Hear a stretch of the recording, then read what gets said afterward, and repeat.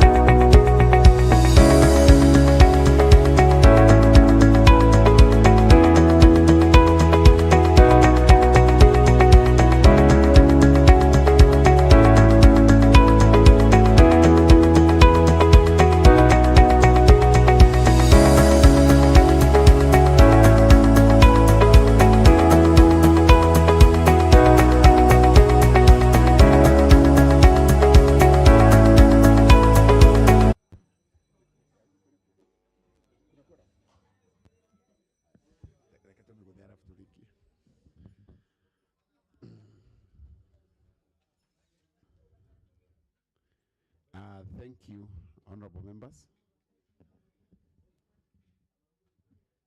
So, honorable members. Good morning, honorable members. No, you can't say that. Quorum having been achieved, we proceed with the business of the day. First order. Order number 1, administration of oath. Order number 2, communication from the chair.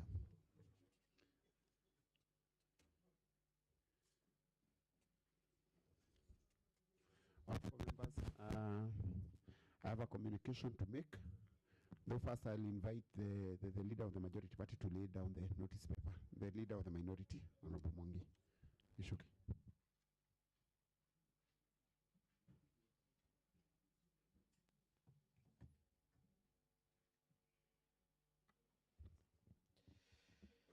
Thank you, Mr. Speaker. Mr. Speaker, I would wish to present the notice paper for running from the 30th of June to 1st of July 2026. On Tuesday 30th June 2026 at 9:30 a.m. Under papers, we are going to have the report of the Committee on Legal Affairs, Labor Relations, Intergovernmental Relations, and Coordination Committee on the report of the Office of the County Attorney for the period of 1st July 2024 to 30th June 2025 by Honorable Hussein Kasana. We are going to have the report of the Committee on Special Funds Accounts on the budget, on the report of the Committee on Special Funds Accounts on the approval of Nyandarua County Emergency Fund expenditure for the period between July and December 2025 by Honorable Peter Thej Kiriga. Number 3, we are going to have the report of the Committee on Lands, Physical Planning, Housing and Urban Development on the County of Nyandarua Mairoini Municipality half-year report and financial statements for the period that 1st December by Honorable Thuo Gashino. Number 4, we are going to have the report of the Committee on Finance, Economic Planning, ICT and Revenue on the Nyandarua County Receiver of Revenue Statement for financial year ended 30th June 2025 by Honorable Zachary Mwangijero. We're also going to have the report of the Committee of Roads, Physical Planning, Housing and Urban Development on the County Government of Nyandarua Engineer Municipality half-year report and financial statements for period ended at 1st December 2025 by Honorable John Thuo Gashino. And a notice of motion, we're going to have a notice of motion on the report of the Committee on Finance, Economic Planning, ICT and Revenue on the Nyandarua County Receiver of Revenue Statements for financial year ended 30th June 2025 by Honorable Zachary Jero. Again, at the motions and bills, we are going to have a motion on the report of the Committee on Education, Vocational Training, Culture, Gender and Social Protection on Nyandarua County Bursary Fund Annual Report and financial statements for the financial year ended 30th June 2025 as a continuation of business by Honorable Gathongo Kamau. Today, Mr. Speaker, at 2:30 p.m., we are going to have the report of the Committee on Budget and Appropriation on the Nyandarua County Executive and Nyandarua County Assembly budget estimates for the financial year 2026-27 by Honorable Isaac Kongo. We are also going to have under notices of motion, a notice of motion on the report of the Committee on Budget and Appropriation on the Nyandarua County and Executive Nyandarua County Assembly budget estimates for the financial year 2026-27, again by Honorable Kongo. Under motions and bills, we are going to have the motion on the report of the Committee on Budget and Appropriation on the Nyandarua County Executive and Nyandarua County Assembly budget estimates for the financial year 2026-27, again by Honorable Kongo. Again, we are also going to have the Committee of Supply on the Nyandarua County estimates for the financial year 2026-27, scheduled for Committee of Supply as attached here to by Honorable Samuel Chagega Thrimu. We're also going to have the report on Committee of Supply on Nyandarua County budget estimates for the financial year 2026-2027 by Honorable Chagega Thrimu. And we are going to have the motion on the report of the Committee of Supply on the Nyandarua County budget estimates by Honorable Kongo Wajiro.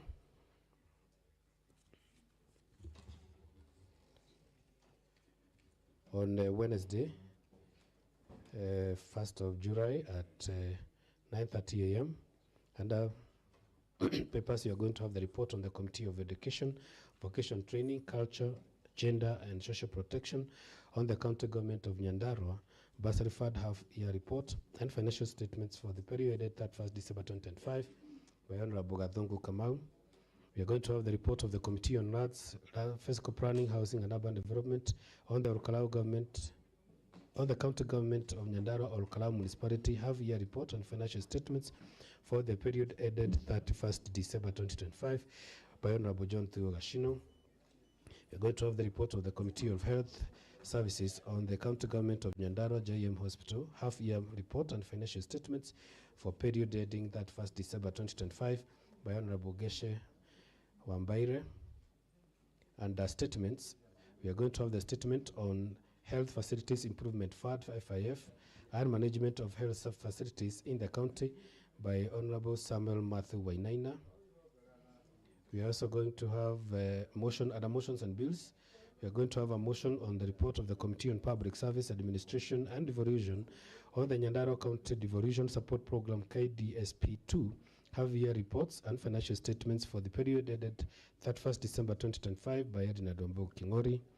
And the motions on the report, we are going to have the motion on the report of the Committee on Health Services on the Engineer County Level 4 Hospital Annual Report and financial statements for the year ended 30th June 2025 by Honorable Geshe. On Wednesday, 1st July 2025 at 2:30 p.m. Under papers, we are going to have the report of the Committee on Lands, Physical Planning, Housing and Urban Development on the Nyandarua County Second Kenya Informal Settlement Improvement Project KSAP2 Annual Report and Financial Statements for the year ended 30th June 2025 by Honorable John Thuo-Gashino.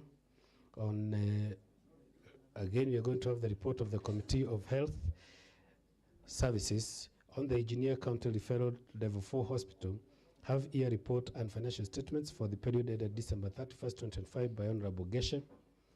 Under motions and bills, we are going to have the motion on the report of the Committee on Water, Sanitation, Environment and Natural Resources under climate change on Nyandarua County Climate Change Fund Annual Report on the financial statements for the financial year ended 30th June 2025 by Honorable Isaac Kamau Bai.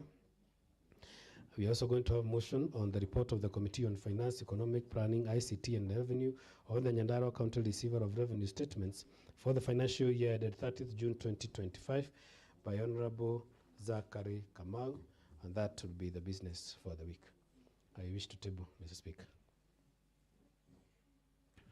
Thank you, the Honorable Minority. The notice paper is duly tabled.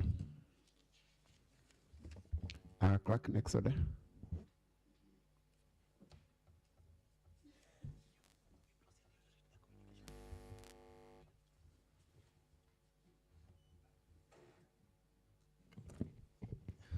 Order number 3, messages. Order number 4, petitions. Order number 5, papers.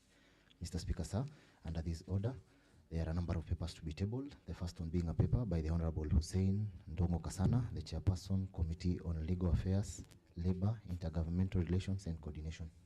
Very well. Honorable Hussein Ndongo Kasana. Yes, Honorable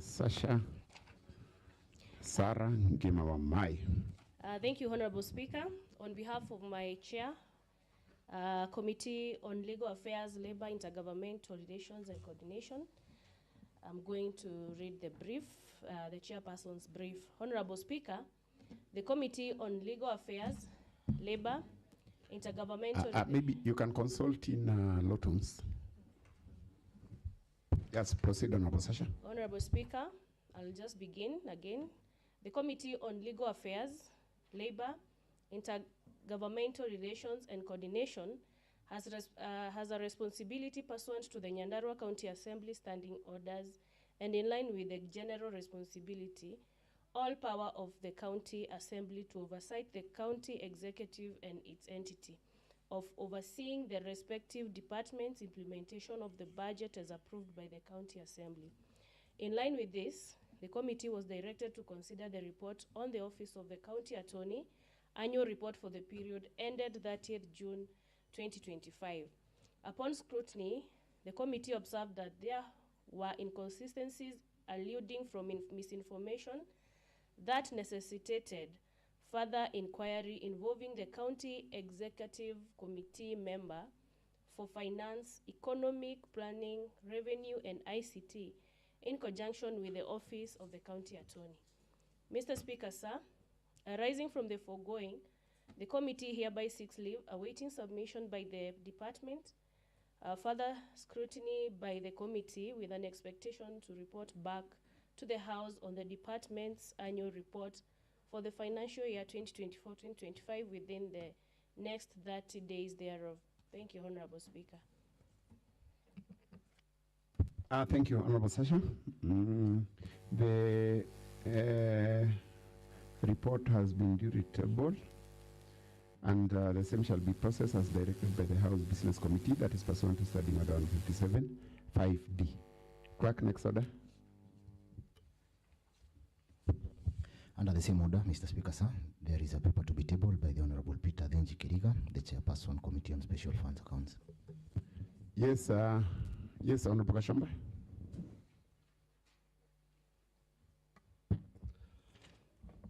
Thank you, Honorable Speaker.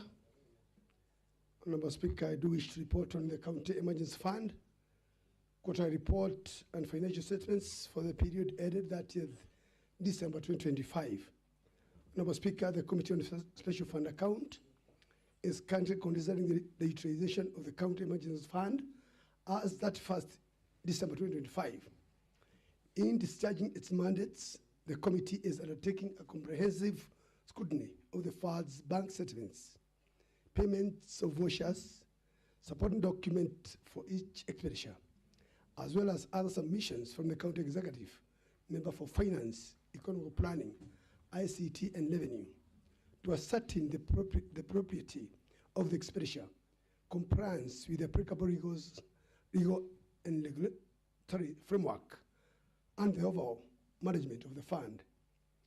Consequently, the review has revealed the need for a more detailed examination and verification of the records submitted. Given the nature and volume of the documentation, particularly the payments, voucher, and supporting evidence related to individual expenditures incurred during the period under review, the committee requires additional time to complete the verification process and engage the relevant officers where necessary, deliberate on its findings, and ultimately prepare a comprehensive report for consideration by this honorable House. Mr. Speaker, in the view of the foregoing, and to enable the committee to effectively discharge its oversight mandate and conclude its examination of the fund, I therefore request this honorable House to grant the committee an extension of 45 days within which to finalize its inquiry and table its report before this honorable House. Thank you, Honorable Speaker. And I beg to table. Thank you, Honorable Kashamba. The progress report has been duly tabled and the leave sought has been explained, and therefore I grant the leave as sought. So Chair ensure the same is ready within the requested period. And I also wish to go back to the directions I had given earlier on in the communication that was read by Honorable Sasha. I had committed it to be directed by the House Business Committee. However, I know that she had sought a leave of 30 days, and I also grant the leave, and I also direct the clerk to ensure the same is brought within that direction. Maybe, honorable members, before we proceed to the next order, I wish now to give the communication.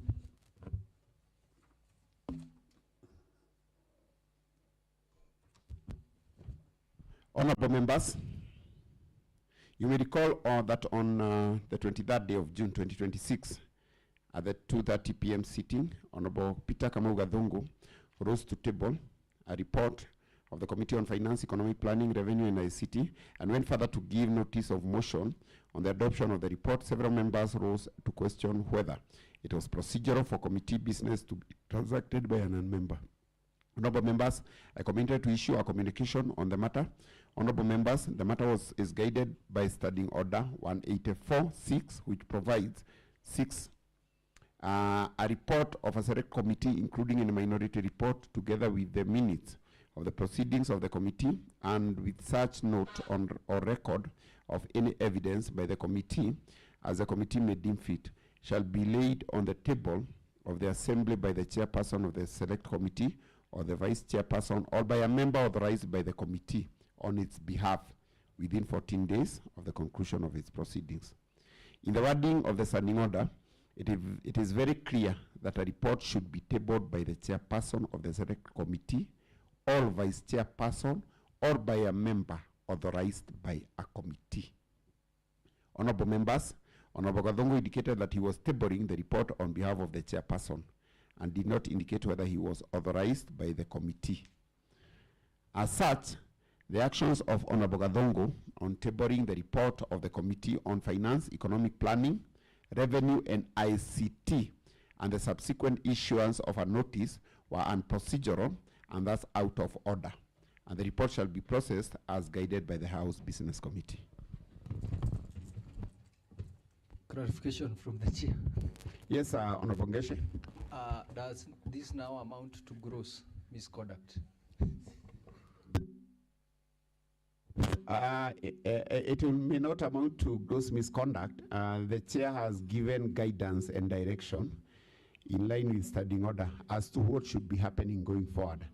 And therefore, any member who wish to table any report, he must have an authority from the committee. So it is the chairperson who is supposed now to table, or the vice chairperson, or any member of that committee, but with the authority of the committee.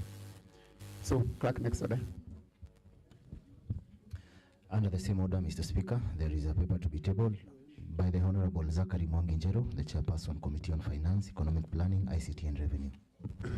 Very well. Honorable Zachary Mwanginjero, Chairperson, Committee on Finance, Economic Planning and ICT.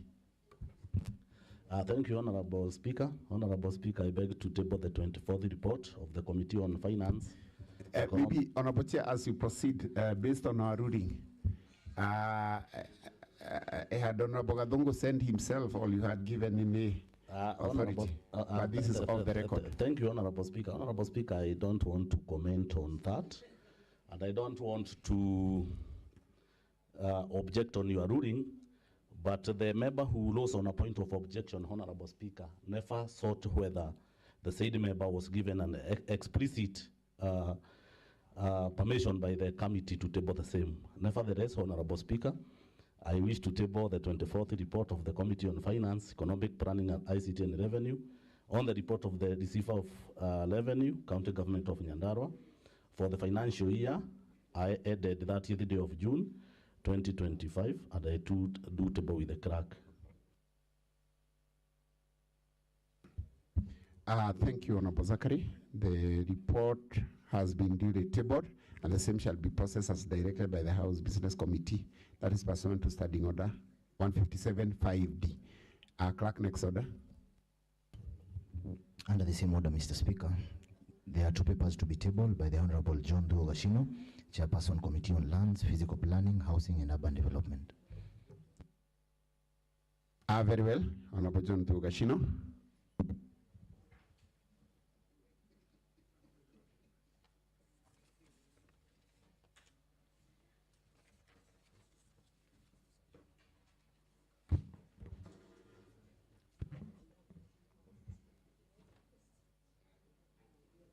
Honorable Speaker, I beg to give the advisory statement for the chairperson on behalf here report and financial statement of Maidonia Municipality for the period ended 31st December 2025.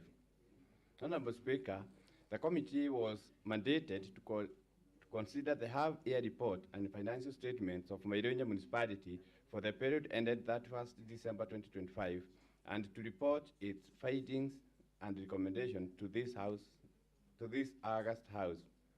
I wish to inform the House that the committee has substantially completed its consideration of the report and has prepared a draft report.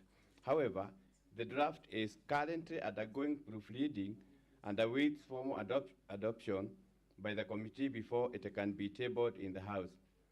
In view of the foregoing, I respectfully request the indulgence of this August House to allow the committee additional time, 21 days, to finalize, adopt, and table its report for consideration.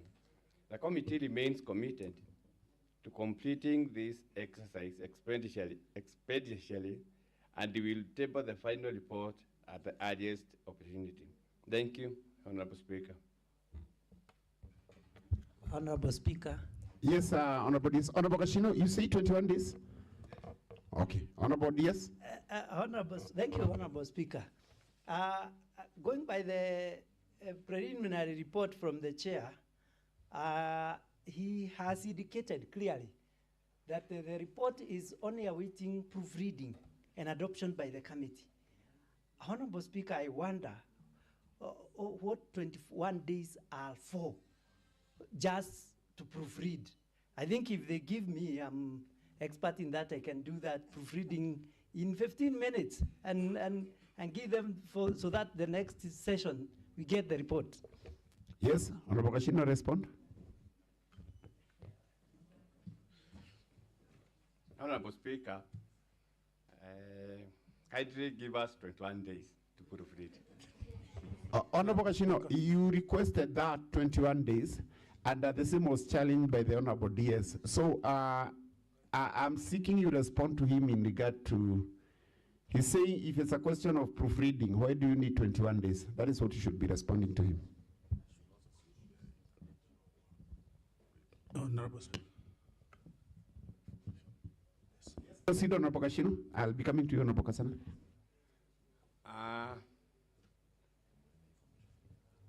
We need at least 21 days for proofreading because we have some issues. Thank you. Yes, Honorable Kasana. Yes, Honorable Speaker. As I may help my chair, you know proofreading is not about like you know what you read and then you stop. There are some issues which we need to correct, and others we need to make sure the report is in order.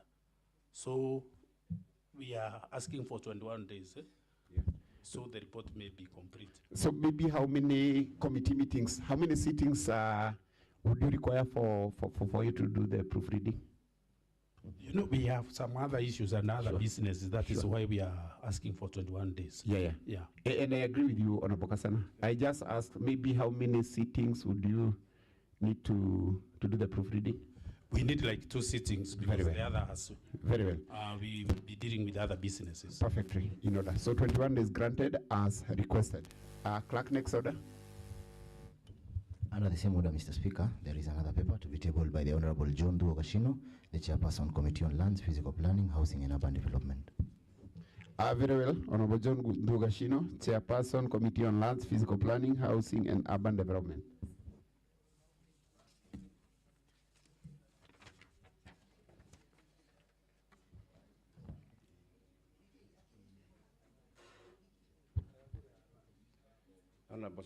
Honorable Speaker, I beg to give the advisory statement for the chairperson on half-year report and financial statement of Engineer Municipality for the period ended that 1st December 2025. The committee considered the Engineer Municipality half-year report and financial statements for the period ended that 1st December 2025.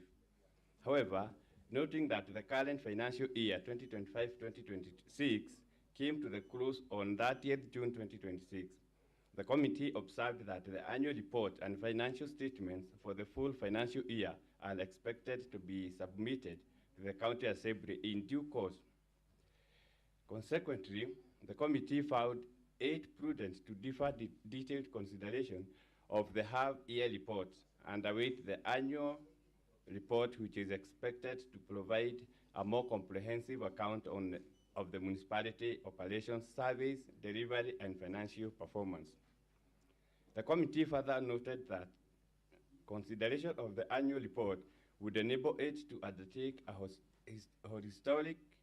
holistic review of the municipality performance, assess the implementation of its program and activities, evaluate compliance with the applicable laws and policies, and make informed findings and recommendations to the House. Members were of the view that examining both the operational and financial performance of the municipality over the entire financial year would enhance the quality, accuracy, and relevance of the committee report. In view of the foregoing and considering the ongoing reporting process, the committee resolved to seek an extension of 50 days to enable it to undertake a comprehensive scrutiny of the annual report and financial statement once received, and thereafter prepare, adopt, and table a comprehensive report before the House. The extension period will afford the committee adequate time to engage the relevant stakeholders, conduct a thorough analysis of the municipality performance, and ensure that all pertinent issues are comprehensively addressed. Thank you, Honorable Speaker. Thank you, Honorable Kashino. The leave that has been sought is well explained, unless there is any query by any member. And so I grant it as sought. So Chair, ensuring within the 50 days as requested, the same has been brought back to the House. Next order. Order number 6, notices of motions. Mr. Speaker, sir, there is a notice of motion to be given by the Honorable Zachary Mwanginjero, the Chairperson, Committee on Finance, Economic Planning, ICT and Revenue. Very well. Honorable Zachary, you can proceed. Thank you, Honorable Speaker. Honorable Speaker, I beg to give notice of the following motion, that this House does adopt the report of the Committee on Finance, Economic Planning, ICT and Revenue on the Nyandarua County Receiver of Revenue Statements for the financial year ended the 30th day of June 2025 as a report of the House and the recommendations therein as the resolution of the House. Thank you, Honorable Speaker. Thank you, Honorable Zachary. The notice of motion is duly given and the same shall be processed as directed by the House Business Committee. That is pursuant to Standing Order 57.5D. Next order. Order number 7, statements. Order number 8, motions and bills. Mr. Speaker, sir, under this order, there is a motion to be moved by the Honorable Peter Gadongo Kamau, the Chairperson, Committee on Education, Vocational Training, Culture, Gender and Social Protection. Very well. Honorable Peter Gadongo Kamau, Chairperson, Committee on Education, Vocational Training, Culture, Gender and Social Protection.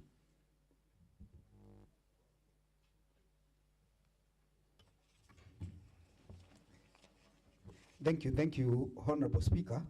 And Honorable Speaker, with me is the Nyandarua County Bursary Fund financial statement for the year ended 30th June 2025, Honorable Speaker. Honorable Speaker, this is a report which had been moved, but unfortunately the House ran out of quorum, and I'll start from where it stopped, Honorable Speaker.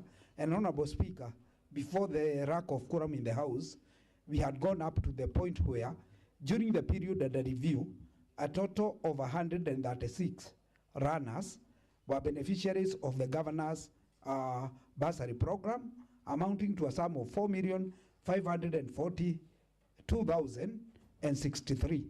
Honorable Speaker, the description is on the table there. That is the university students were 18. They got 407,000. The college students were 12. They got 165,000. The secondary students were 45 beneficiaries. They got 3,915,63 cents, Honorable Speaker. 63,000, Honorable Speaker. Special school, we had one beneficiary who got a total scholarship of 55 million, and that gives us a total of 136 beneficiaries who got 4,542,063 shillings. Honorable Speaker, during the year under review, 354 runners with disabilities were beneficiaries of Nyandarua County Bursary Fund with an amount totaling to 2,597,000. Honorable Speaker, from the statement of financial statement performance for the year ended 30th June, the committee observed that Kenya shillings 5,599,770 was expedited as use of goods and services, the administrative cost as per note number 12. It was utilized for fund bursary committee allowances and bank charges, Honorable Speaker. The committee observed that the amount exceeded what is provided for in Section 5.2 of the Nyandarua County Bursary Act 2019, which stipulates an amount not exceeding 3% of the allocation shall be applied towards the administrative cost of the fund. Honorable Speaker, Chapter 3 is on the committee recommendations, Honorable Speaker. And Honorable Speaker, the committee, having considered the county bursary fund quarterly report and financial statement for the year ended 30th June 2025, makes the following recommendation. 1, the Nyandarua County Bursary Fund Administrator does ensure there is a clear and transparent criteria for access and allocation of the governor's bursary fund.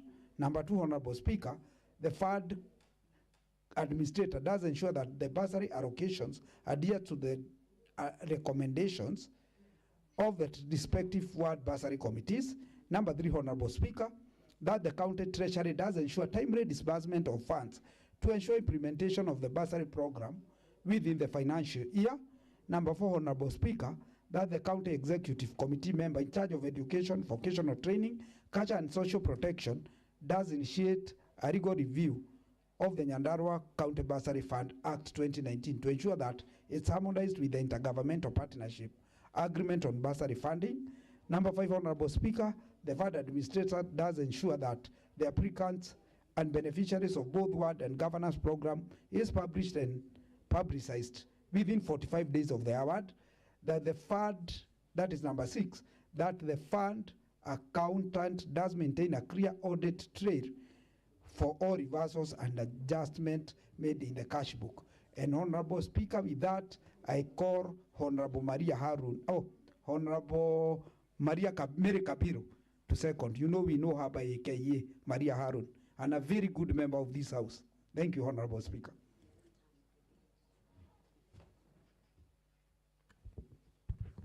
Honorable Speaker, I second, even as I appreciate that my chair recognizes I am a good member of this House, and I am a one-term member. Thank you.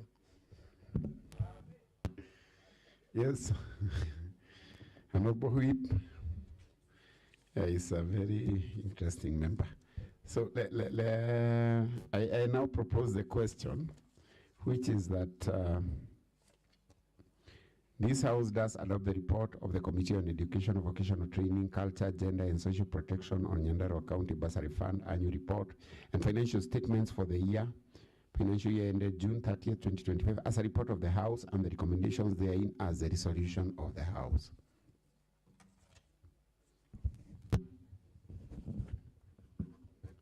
I now put the question, which is that this House does adopt the report of the Committee on Education, Vocational Training, Culture, Gender and Social Protection on Nyandarua County Bursary Fund Annual Report and financial statements for the financial year ended June 30th, 2025 as a report of the House and the recommendations therein as the resolution of the House.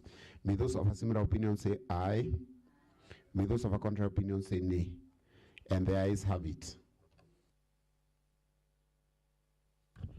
Clerk, next order. Mr. Speaker, sir, we have exhausted the business as appearing in this morning's sittings. Order paper. There being no other business to transact during today's sitting, I now adjourn the House to Tuesday, the 30th day of June 2026 at 2:30 p.m.